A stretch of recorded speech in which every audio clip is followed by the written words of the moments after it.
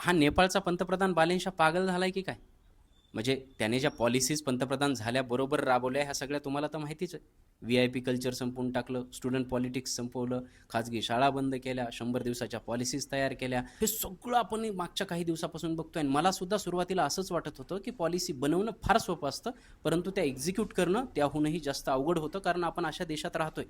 परंतु काल जी ही बातमी पाहिली, त्याची शहानिशा केली, त्याच्यानंतर खूप एक्साइट झालो.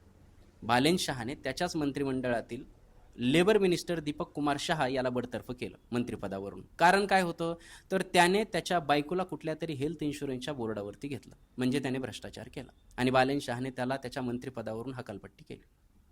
जस्ट इमॅजिन, आपण आपल्याकडच्या नेत्यांना सांगितलं की तुम्हाला कुठलाही भ्रष्टाचार करता येणार नाही, तुमची मुलं सरकारी शाळेत शिकतील, तुम्हाला कुठलीही VIP ट्रीटमेंट मिळणार नाही, कॉन्वाय मिळणार नाही, तुम्हाला ट्रॅफिकमध्ये उभं राहावं लागेल, लोकांसारखे रूल तुम्हाला सुद्धा फॉलो करावे लागतील, तुम्हाला तुमच्या आप्तेष्टांना कुठलं महामंडळ देता येणार नाही, कुठली कबड्डी संघटना, कुठली खो खो संघटना देता येणार नाही, कुठल्या क्रिकेट बोर्डाचा अध्यक्ष करता येणार नाही. वरिष्ठ नेत्यांना सांगितलं की तुमचा कुठल्याही योजनेवरती फोटो लागणार नाही, कुठेही तुमची लाल केली जाणार नाही.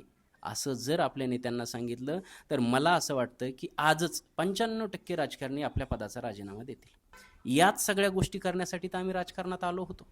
25,000 रुपये पगाराचं नगरसेवकाचं पद मिळवण्यासाठी आम्ही 10-10, 20-20 करोड रुपये कशासाठी खर्च करतोय? हेच सगळं मिळवण्यासाठी.